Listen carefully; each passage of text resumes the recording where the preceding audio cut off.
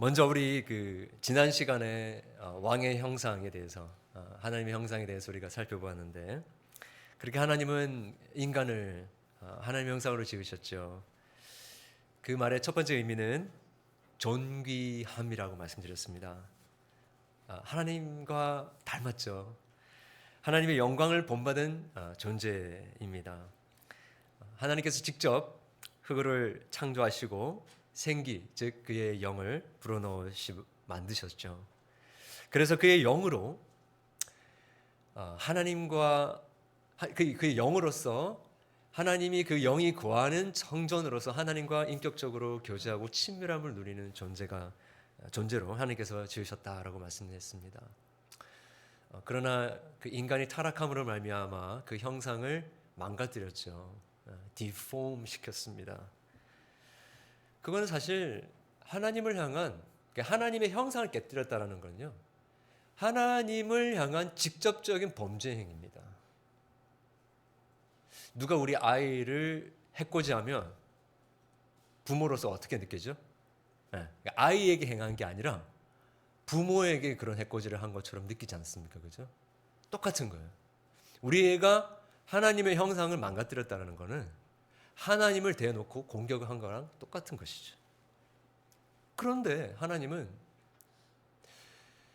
웬 사랑인지 웬 은혜인지 측량할 수 없이 그 큰 자비하심으로 완전히 망가지고 멸절되었어야 할 우리를 멸하지 아니하시고 우리를 대신해서 자기 독생자 예수님을 deformed, 망가뜨리셔가지고 부셔지고 수치와 고초와 처참한 죽음을 당하게 하심으로 망가진 우리의 하나님의 형상을 회복시켜 주셨다라고 지난 시간에 말씀드렸습니다.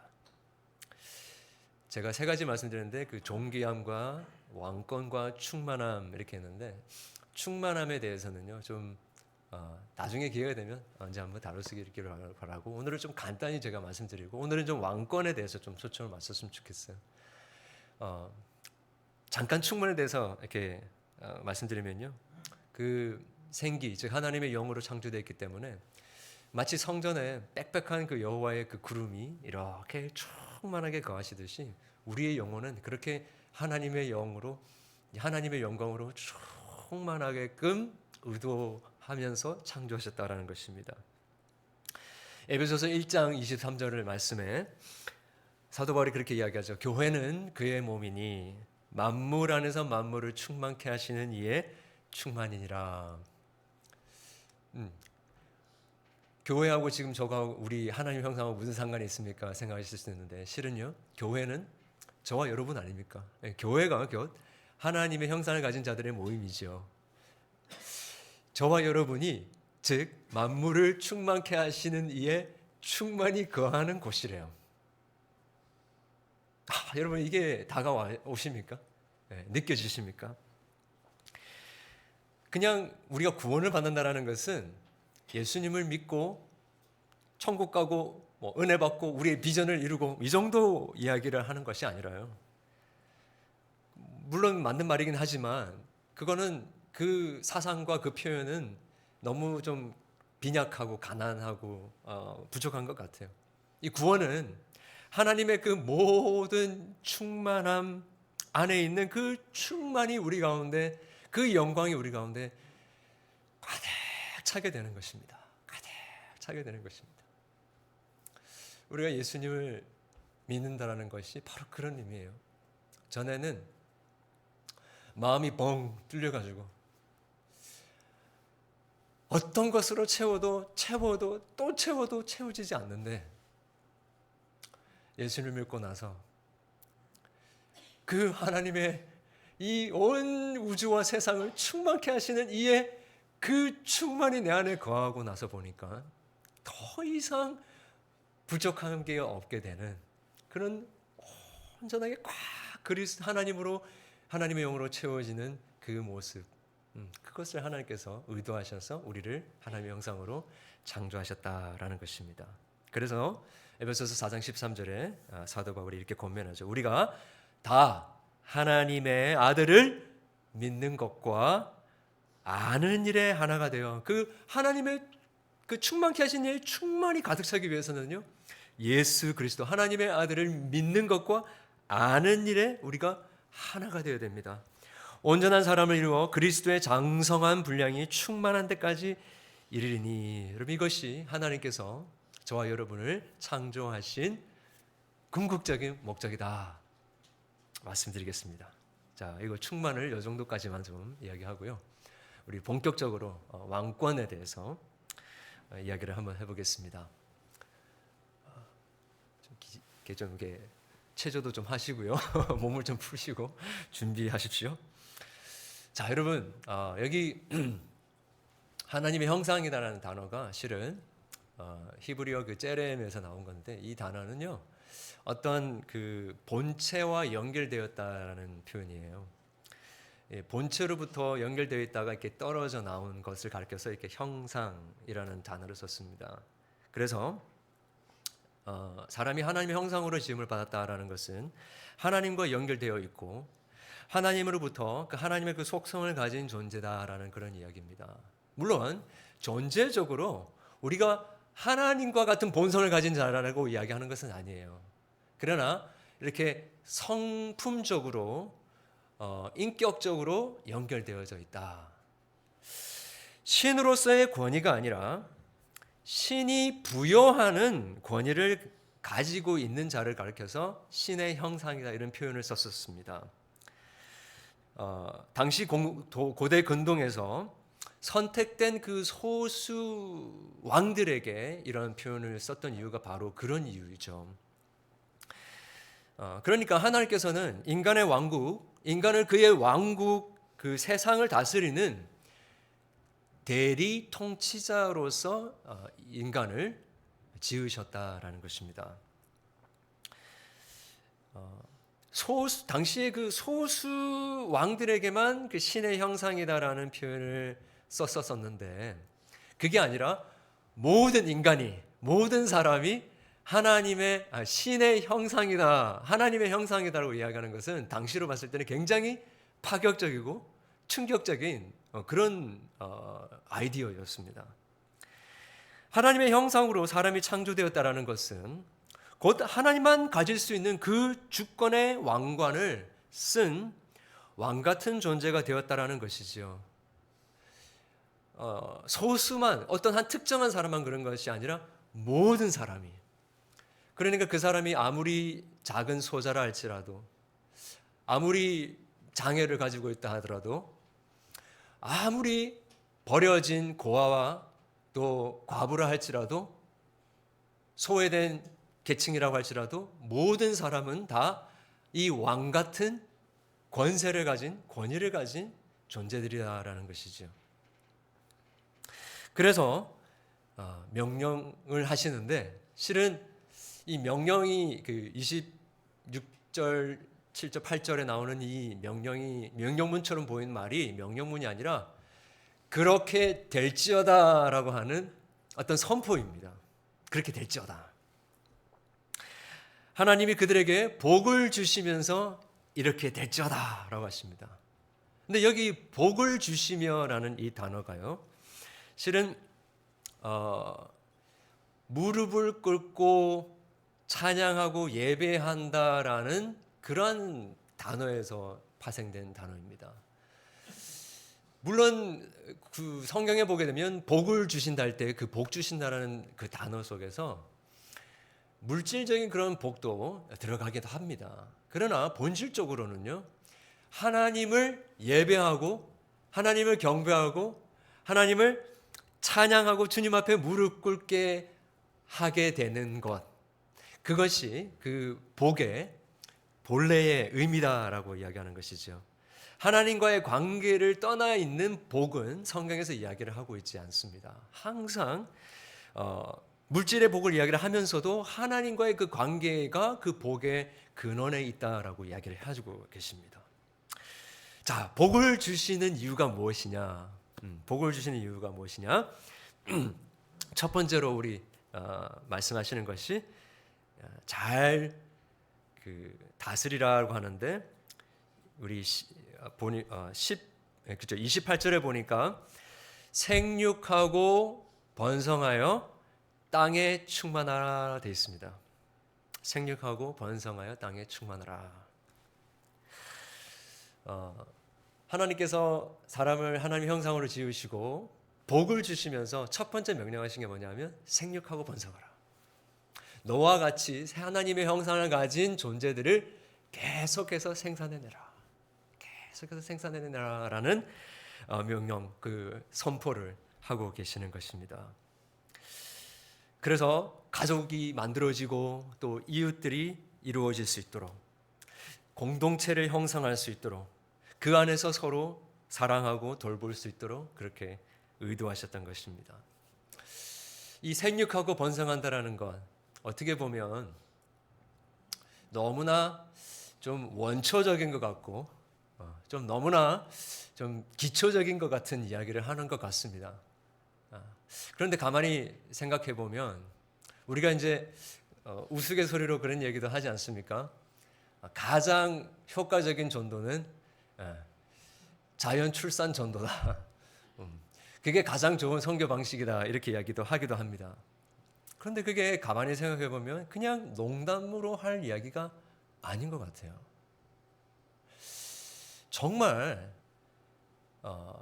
이 땅에서 하나님께서 우리를 하나님의 형상을 지으시면서 복 주신 이유가 우리로 하여금 우리와 같은 하나님의 형상을 가진 존재들을 출산하게 하셔가지고 땅 끝까지 온 지면에 이렇게 하나님의 형상을 가진 존재들로 덮도록 하나님께서 의도하셨다라는 것이죠.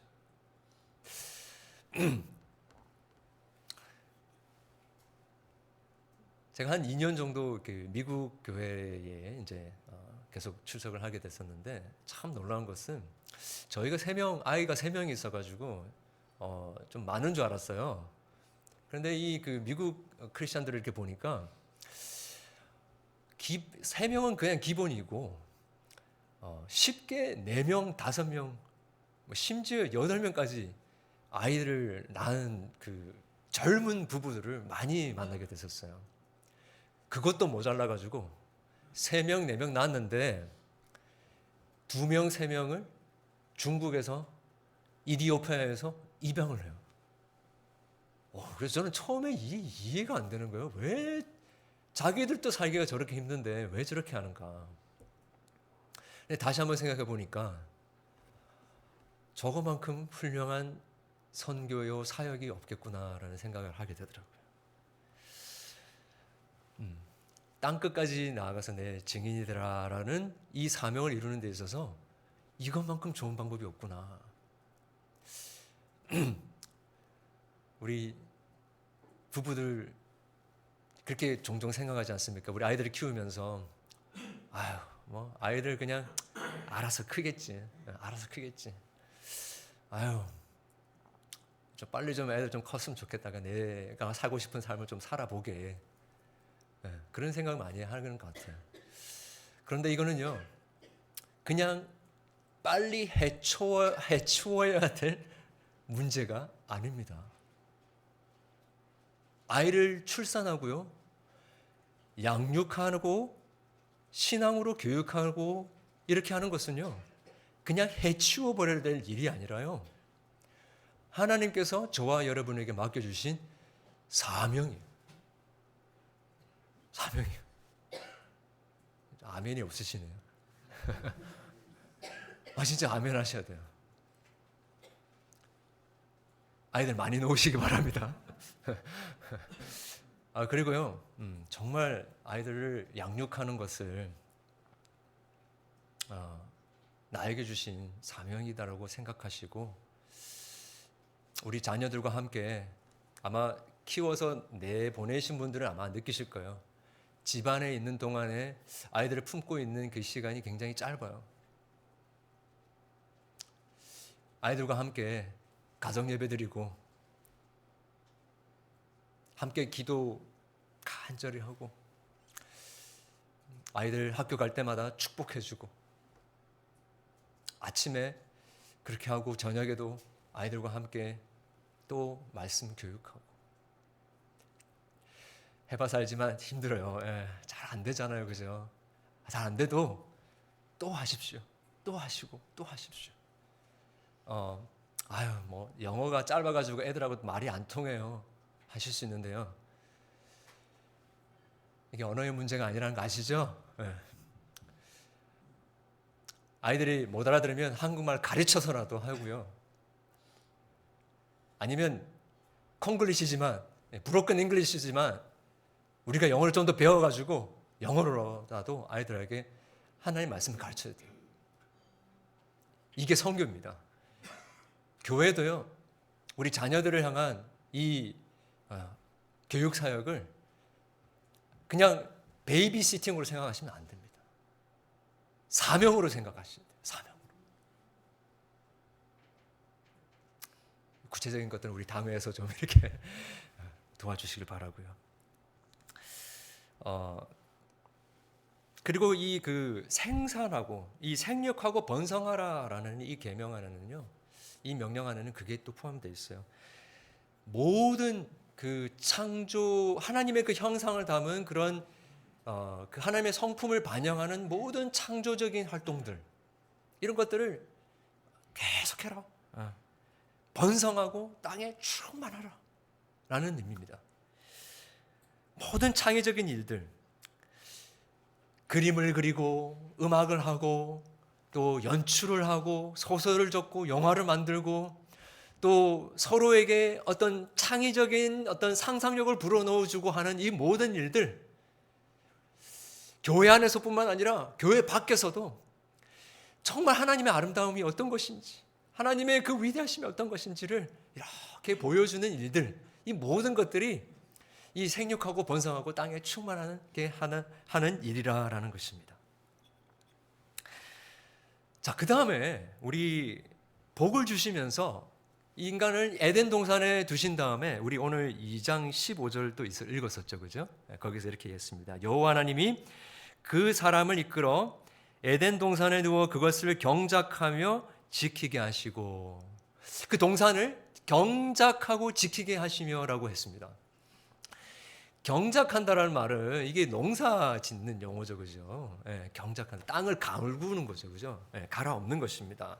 정원을 가꾸는 그런 밭을 일구는 그런 그 그림이 여기에 사용되어지고 있습니다. 정말로 1차적으로 보자면 인간을 창조하시고 하나님의 형상으로 만드시고 복을 주신 것은요, 실제로 우리의 땅을 일구어서 뭔가 생산하기를 원하셨던 것입니다. 정원을 가꾸어 가지고 그걸 통해서 어떤 소출을 얻기를 원하셨던 것이죠.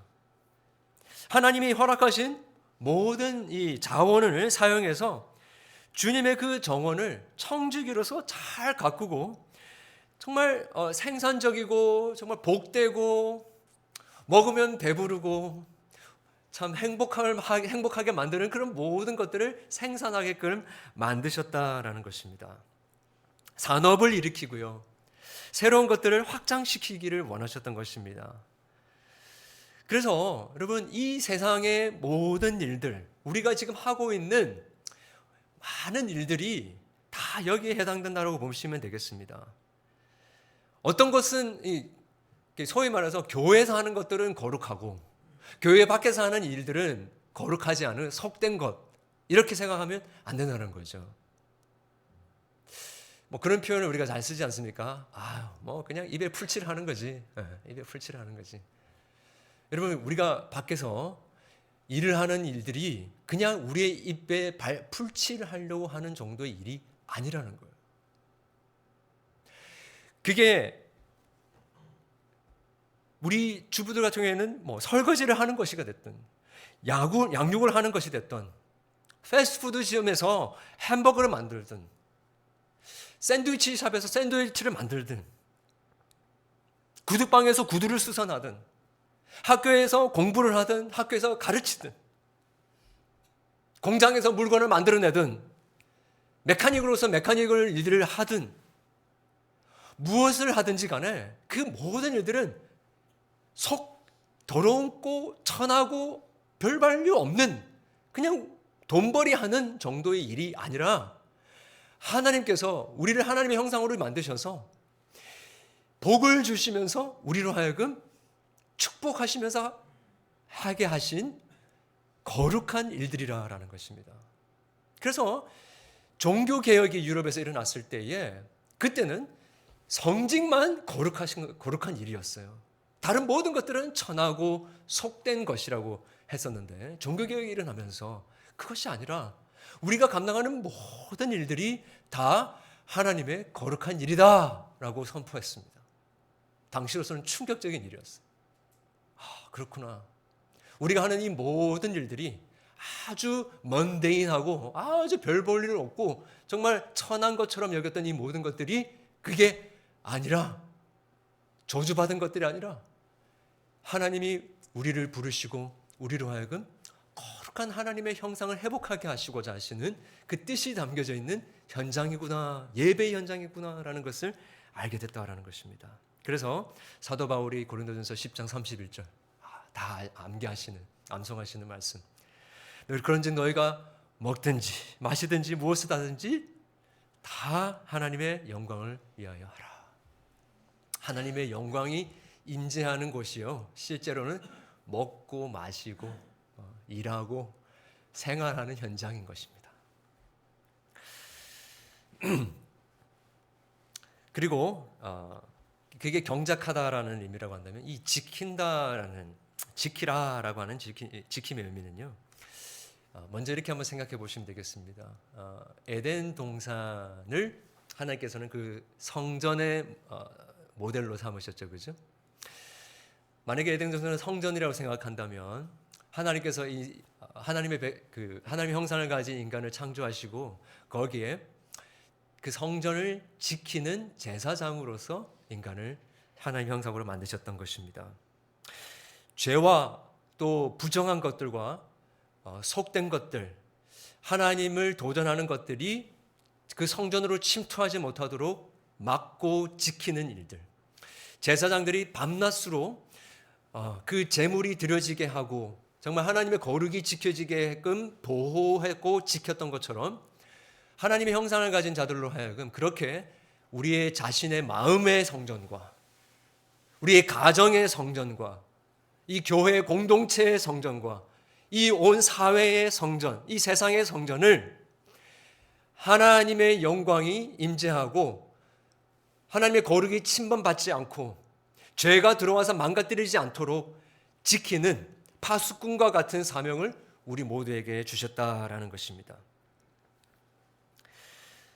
뿐만 아니라 이 지킨다라는 의미의 또 다른 의미는 대적들로부터 보호하고 또 지킨다라는 의미가 있습니다. 그냥 무책임하고 또 그냥 방치하고 위험에 처하게 하는 것이 아니라 양떼들을 목숨을 걸고 그들을 지키고자 하는 그 목자의 이미지가 여기에 담겨져 있는 것이죠. 양떼들이 쉴 수 있고 편안하게 먹고 마실 수 있도록 적들로부터 보호하고 올바른 질서가 거기에 이루어질 수 있도록 하는 것, 이것이 지킴의 의미인 것이죠. 우리 교회에도 보면 하나님께서 주신 직분들이 있는데 직분자들뿐만 아니라 우리 모든 성도들이 함께 눈을 부릅뜨고 정말 이 공동체 가운데 하나님의 그 거룩이 침범받는 그 죄가 들어와서 흥황하게 되는 그런 일이 없도록 지켜야 할 뿐만 아니라 외부의 대적들이 양떼들을 해치지 않도록 보호할 의무가 우리에게 있다라는 것이죠. 자, 그 다음에 우리가 세 번째로 보고 싶은 것이, 자, 복을 주시면서 우리 다시 28절로 돌아가서 보면 생육하고 충만하고 생육하고 충만하라 돼 있고, 그 다음에 정복하라 다스리라라는 선포를 하고 계십니다.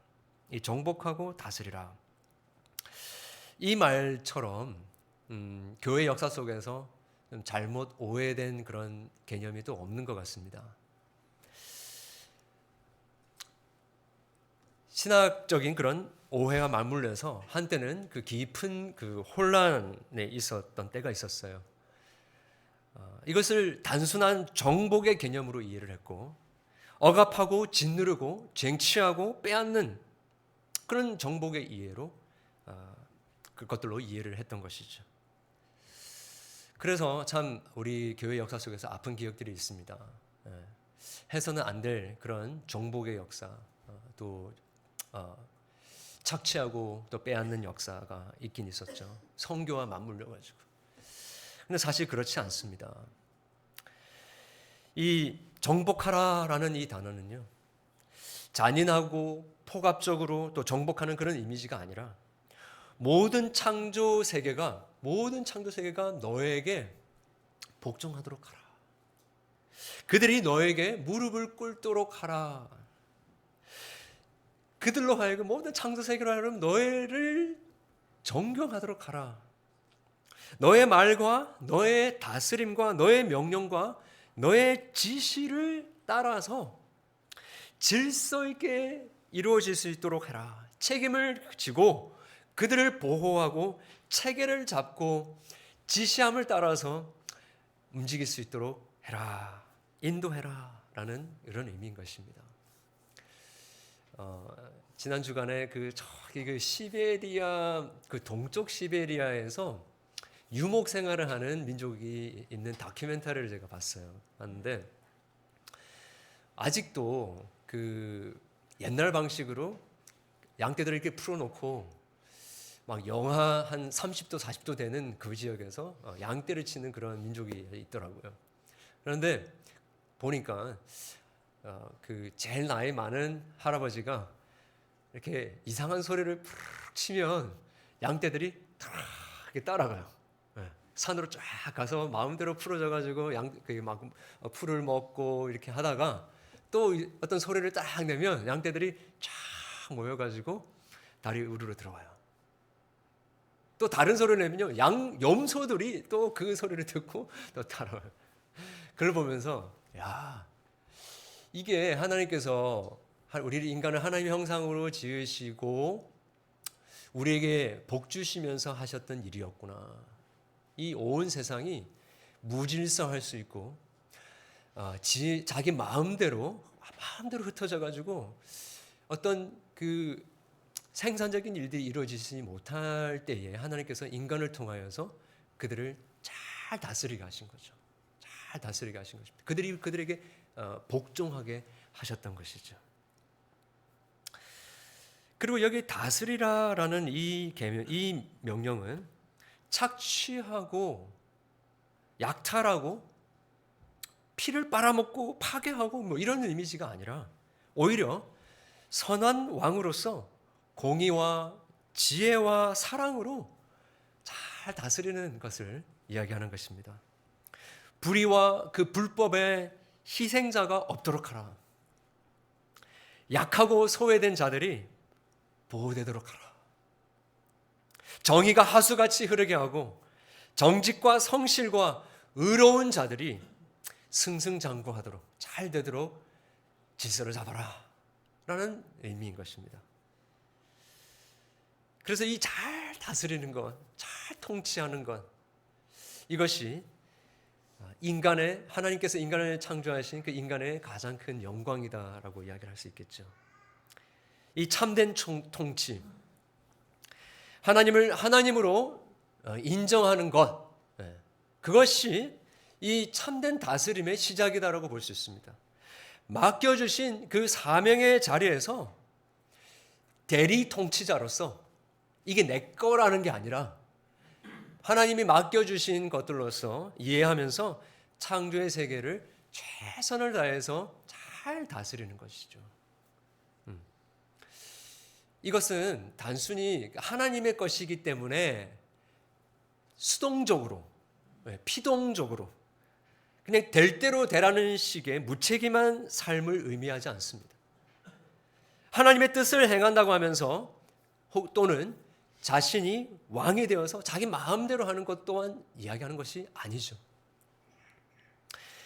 겸손히 피조물로서 하나님의 주권을 인정하면서 동시에 허락하신 그 통치권을 자기 것으로 자기의 왕국을 생각하지 않고 최선을 다해서 겸손함과 또 성실함으로 잘 다스리는 것이죠. 이게 참 쉽지 않아요. 여러분 아마 이렇게 비즈니스 하시면서 종업원을 이렇게 부려보신 분들 아마 좀 느끼실 것 같긴 한데요. 보면 대부분 두 종류예요. 예. 막 여기가 막 자기 땅인 자기 권 아래에 있는 것처럼 자기 마음대로 하려고 하는 스타일이 있고, 예, 막 허락도 안 받고 상의도 안 하고 자기 마음대로. 또 다른 부류는요, 굉장히 수동적이에요. 예, 시킨 것만 하고, 예, 절대 이렇게 뭔가 상의적으로 또 책임감을 가지고 고민도 하지 않는 이 두 가지. 이런 게 실은 우리 가정에도 있고 우리 교회도 있습니다. 보면 이게 참 한국 사람들이요 굉장히 똑똑해요. 굉장히 뛰어난 그런 그 능력을 가지고 있는 것 같아요. 그래서 어디를 가더라도 항상 머리가 될지언정 꼬리가 되지 않으려고 하는. 그래서 모든 거를 자기 어떤 주도권을 가지고 잘 해보려고 하는 그런 그 성향은 굉장히 강합니다. 왕이 되려고 하는. 그런데 같이 함께 뜻을 맞춰 가지고 하나로 이렇게 하려고 하는 것은 굉장히 좀 어려운 것을 보게 돼요. 자기가 크레딧을 받아야 되는데 크레딧을 받지 못하면요, 뭐 같이 이렇게 뭐 이름도 없이 빛도 없이 뭐 같이 함께 하는 것은 굉장히 좀 힘들어하는 것을 이렇게 보게 됩니다. 근데 하나님 원래 의도하셨던 것은, 하나님은 하나님의 왕 되심을 그대로 인정하면서도, 그래서 겸손하고 모든 것을 주님께 크레딧을 드리면서도 동시에 자기에게 맡겨진 것이 하나님의 것이기 때문에 최선을 다해서 마치 자기 것인 것처럼 그렇게 최선을 다해서 성실하게 충성하고 섬기는 이 모습. 그러면서도 모든 크레딧은 자기가 받는 게 아니라 하나님께 올려드리는 이런 모습을 원래 하나님께서 우리에게 기대하셨던 것입니다. 자, 그런데 잘 따라오고 계시죠? 할렐루야. 그런데 여러분, 문제는요, 그 인간은 자기에게 주어진 그 대리 통치권을 어떻게 합니까? 악용하죠, 그죠? 남용해 버립니다. 하나님의 그 대리 통치자였는데 자기가 하나님 자리에 앉아서 모든 것을 자기 마음대로 통치하려고 했던 거죠. 언제 그랬습니까? 그 선악과를, 금하신 그 실과를 따먹는 순간에, 그죠? 선과 악의 기준은 하나님이다. 하나님이 통치하신다. 하나님이 기준이다. 라고 했는데, 그것을 따먹는 순간에 그 열매가 무슨 어떤 역할, 어떤 기능을 해가지고 선악을 알게 하게 한 것이 아니라, 그 실과를 따먹는 순간에 뭐냐입니까? 그 선과 악을 판단하는 그 기준이 자기가 되어져 버리게 되었던 것이죠. 그죠? 생육하고 번성하고 땅에 충만하라고 했는데 생육하지 않고 번성하지 않고 충만하지 않았어요. 요즘에 보면 결혼도 하지 않죠, 그죠? 이 성을 그냥 자기의 어떤 욕구를 만족하는 정도로만 사용하고 생육하고 번성하는 것은 내 일이 아니다라고 생각하는 추세인 것 같습니다. 낙태하는 것을 아무렇지도 않은 것으로 생각하고 있는 거죠. 아이를 낳았다 하더라도 학대하고 쉽게 버리는 일들이 계속해서 벌어지고 있어요. 창의적인 생산적인 일들을 하는 것이 아니라 자기의 욕망을 위해서 일을 하고 버리는 일들이 일어나게 되는 거죠. 경작하고 지키는 것이 아니라 오히려 노동을 비하하고 돈으로 장난을 치고 하나님이 지키라고 했던 그 가정과 그 공동체를 그냥 던져버리고 떠나버리는 일들이 계속해서 일어나고 있는 거죠.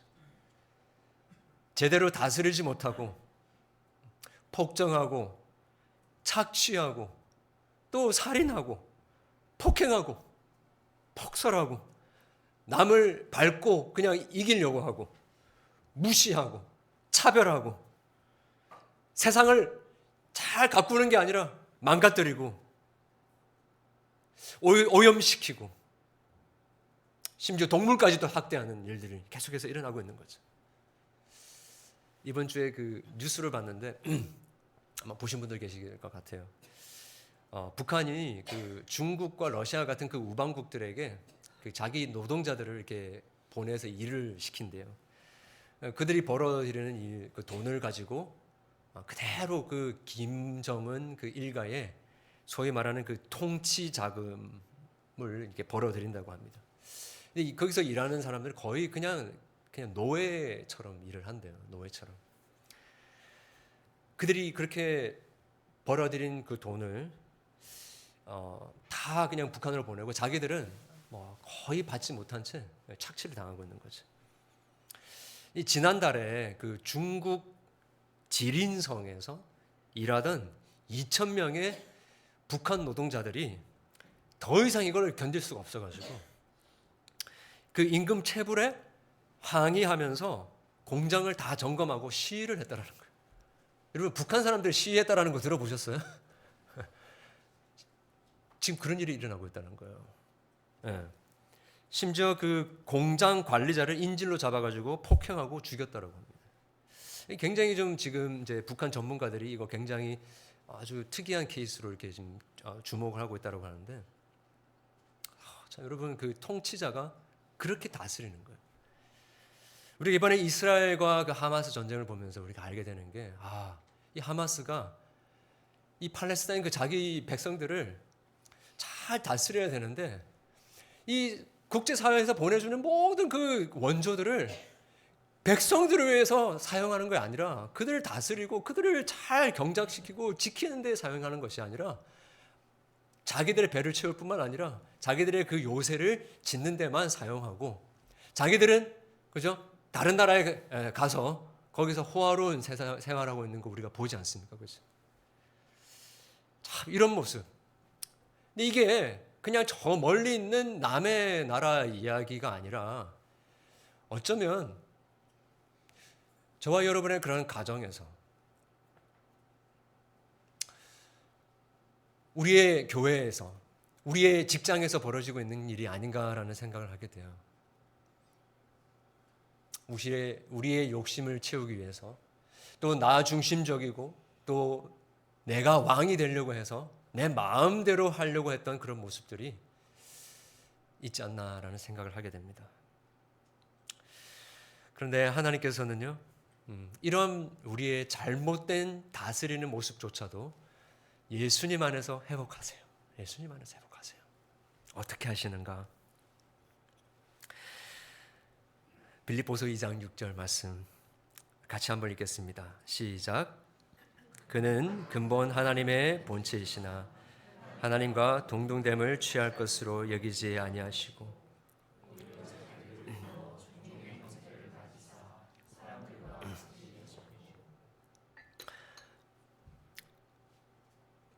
대리왕으로 통치자로 세워주었는데 그걸 망가뜨린 인간을 회복하시기 위해서 하나님께서 우리에게 제공해 주신 그 치료 방법은 뭐냐면 온 우주 만물의 왕이신 그 예수님이 이 땅에 종의 형체로 사람의 모습으로 내려오게 하셨다는 거예요.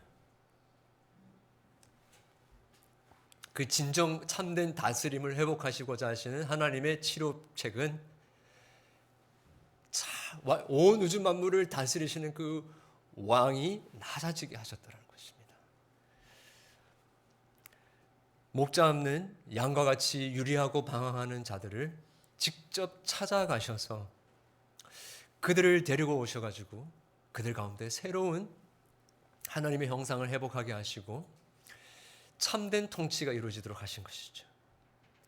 눈먼 자들을 뜨게 하시고 문둥병자들, 나병 환자들, 중풍병자들, 혈류병 걸린 자들, 귀신 들린 자들까지도 다 치료해 주시면서 어루만져 주시면서 그 참 왕의 다스림을 우리에게 보여주신 것이죠. 뿐만 아니라 죄까지도 용서해 주십니다. 간음하여 잡혀온 여인, 강도들, 세리들, 그들과 그런 죄인들과 친구가 되어 주셨어요. 그리고 궁극적으로 궁극적으로 그 반역함으로 제대로 다스리지도 못하고 모든 창조 세계와 그 하나님의 형상을 가진 인간을 망가뜨리는 그 인간들의 죄를 심판하시기는커녕 그 죄를 당신의 아들 독생자 예수님에게 다 내려주심으로, 예수님이 그것을 몸소 감당하게 하심으로 말미암아 그 우리 안에 하나님의 형상을 회복하시고 참된 다스림을 실천할 수 있는 참 왕의 신분을 회복하기를 원하셨던 것입니다. 빌립보서 2장 8절에 사람의 모양으로 나타나서 자기를 낮추시고 죽기까지 복종하셨으니 곧 십자가에 죽으심이라. 불순종하고 악독한 통치의 유일한 하나님의 치료책은, 해결책은 예수님의 십자가에 죽기까지 순종하시는 것이었습니다. 그래서 십자가에 그 달린 명패가 있었는데 거기 적힌 말이 우연이 아니었던 것 같아요. 유대인의 왕이라. 유대인의 왕이라. 이것을 사도 바울이 로마서 5장에서 이렇게 표현했습니다. 한 사람의 범죄로 말미암아 사망이 그 한 사람을 통하여 왕 노릇하였으니 더욱 은혜와 의의 선물을 넘치게 받는 자들은 한 분 예수 그리스도를 통하여 생명 안에서 왕 노릇하리로다. 실제로 여러분 성경이 끝날 때도요 이렇게 끝납니다. 요한계시록 22장에 쭉 그 창세기 지금 1장 2장에 나온, 특히 2장에 이 사방으로 이 그 강들이 쫙 펼쳐지는 이미지가 다시 나와요. 그러면서 우리 5절 읽겠습니다. 계시록 22장 5절 시작. 다시 5절만 읽겠습니다. 시작. 다시 밤이 없겠고 등불과 햇빛이 쓸데없으니 이는 주 하나님이 그들에게 빛이심이라. 그들이 세세토록 왕노릇하리로다. 여러분, 이게 새 창조를 하시고 우리 인간의 하나의 망가진 하나님의 형상을 회복하신 다음에 우리에게 마지막으로 주시고자 하시는 그 그림, 파이널 픽처가 여기에 나오는 것입니다. 몇 가지 좀 적용해 보고 싶어요. 왕노릇 한다라는, 어떻게 왕노릇 한다라는 것인가? 여러분, 그렇게 십자가에 죽기까지 희생하시고 낮아지시고 고난당하심으로 말미암아 죄 용서받고 이제 새 사람을 입고 이제 참 원래 하나님께서 우리를 창조하셨던 모습처럼 우리를 그렇게 진정한 대리 통치자, 그 왕으로서의 이미지를 우리 가운데 회복해 주셨다라고 한다면요, 이제 우리의 삶은 그 예수님의 통치 방식과 닮아야 돼요. 그 예수님의 통치 방식과 닮아야 돼요. 무슨 의미하냐면 주님이 복종하시고 자기를 비워 낮아지신 것처럼, 그리고 십자가에 희생되신 것처럼 우리도 낮아지고 복종하고 섬기고 희생하기를 원하신다는 것입니다. 이게 오늘날 이 마지막 때에 하나님께서 우리로 하여금 잘 다스리게 하시고자 하시는 하나님의 방법인 것입니다. 이제는 억압하고 그 다음에 자기 중심적으로 모든 것들을 이렇게 밀어붙이는 것들로 이렇게 다스리게 하신 것이 아니라 낮아지고 섬기고 자기를 비우고 희생하고 또 섬김으로, 복종함으로 그렇게 다스리게 하셨다라는 것이죠. 우리 아까 찬양 불렀던 것처럼 실은 예수님이 잡히시긴 전날 같이 만찬을 하시는데, 만찬을 할 때는 그 신분이 낮은 사람이 신분 높은 사람을 이렇게 발을 씻겨주고 만찬에 앉게 합니다. 그런데 이 제자들이 이제 예수님이 자기가 영광을 받을 때가 곧 온다라고 하니까 나라가 뭔가 지금 세워지는 같다 생각을 하고 서로 누가 높은지 그거 이렇게 이야기하는 걸로 바빴어요. 그 생각으로 가득 차 있다 보니까 예수님 발 씻겨주는 것조차 잊어버린 거죠. 그때 예수님은 이 자식 봐라 하면서 야단치신 것이 아니라 오히려 자기가 허리를 메시고 무릎을 꿇으시고 제자들 발 하나하나를 씻겨주신 것이죠. 그리고 예수님은 아무 말 없이 그 손과 발에 십자가에 못 박히심으로 병든 자들을 고치시고 방황한 자들을 목자와 같이 인도해 주시고 참된 다스림을 보여주신 것입니다.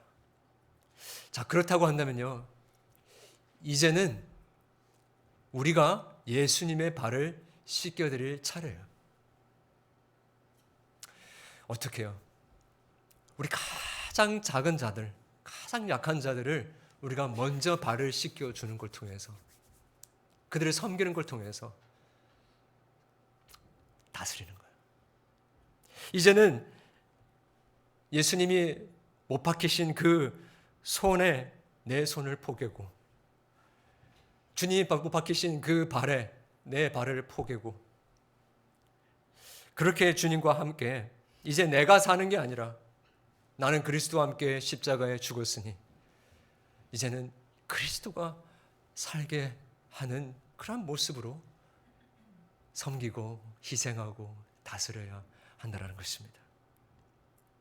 참 이 희생하고 섬긴다라는 게 너무 힘들다라는 것을 이번 주에 참 느꼈어요. 아내가 보통 제 시간에 잘 이렇게 맞춰가지고 일들을 하는데 조금 제가 원하는 게 있었는데 제대로 그 제 시간에 없어가지고 지금 바쁜데 그게 이루어지지 않은 거 보면서 그냥 제가 하면 되는데 그게 안 된 것 때문에 조금 마음이 탁 이렇게 화가 났어. 그래서 아내한테 그냥 좀 약간 퉁명스러운 말로 이거 안 했네. 그러고 나서 하루 종일 좀 마음이 무겁더라고요. 나도 별 수 없구나. 이렇게 사과 문자를 보냈어요. 아침엔 미안해. 요즘에 이것저것 할 게 너무 많다 보니까 좀 마음이 좀 바빴던 것 같아. 분주했던 것 같아. 참 그런 것 같아요. 우리는 우리의 정한 시간, 때에 우리의 방법대로 이루어지지 않을 때마다 폭정하려고 하는 그런 심리가 우리 가운데 있는 것 같아요. 참 섬기고 희생하는 걸 저는 노화를 케어하면서 참 이게 정말 어렵구나라는 걸 깨닫게 됩니다. 이번 주에 아침에 학교 보내려고 깨워가지고 옷을 입히는데 참 날씨가 추워가지고 좀 따뜻하게 입히려고 하는데 굳이 얘는 꼭 뭘 하나 입겠대요. 그래서 아니 이거 말고 이거 입어. 처음에는 좋게 이야기하다가 한 2번 3번 하면 막 올라가죠, 그죠? 그러다가 그냥 옷을 내팽개치면서 네가 학교 가지 마. 알아서 해. 또 세수를 시키는데 막 세수를 안 하겠대요. 수건을 내려치면서 학교 가지 마.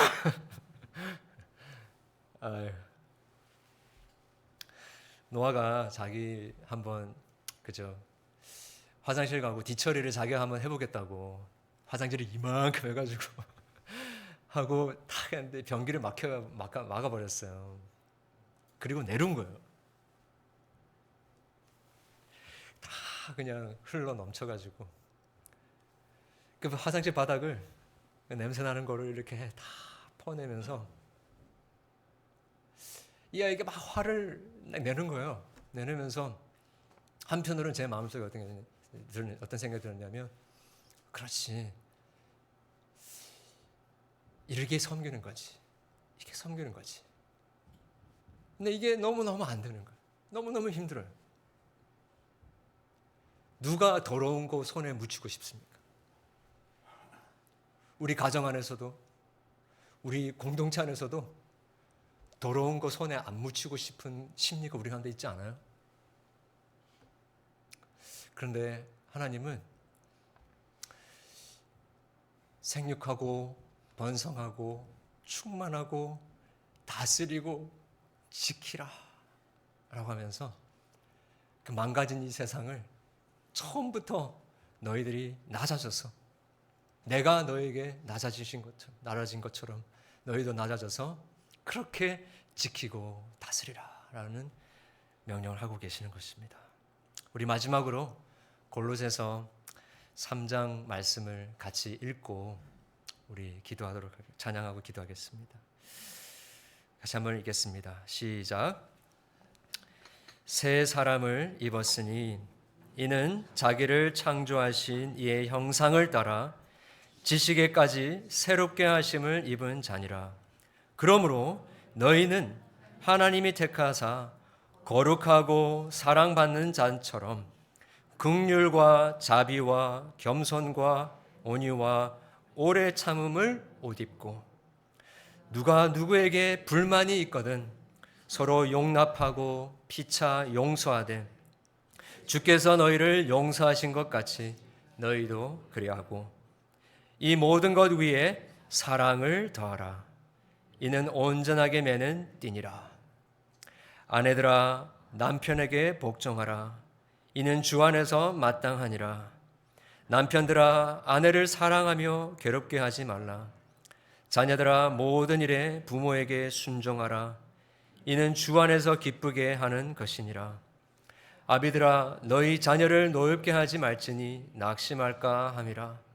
종들아 모든 일에 육신의 상전들에게 순종하되 사람을 기쁘게 하는 자와 같이 눈가림만 하지 말고 오직 주를 두려워하여 성실한 마음으로 하라. 무슨 일을 하든지 마음을 다하여 주께 하듯 하고 사람에게 하듯 하지 말라. 아멘. 우리 같이 한번 일어나셔가지고 말씀을 기억하면서 같이 찬양하겠습니다.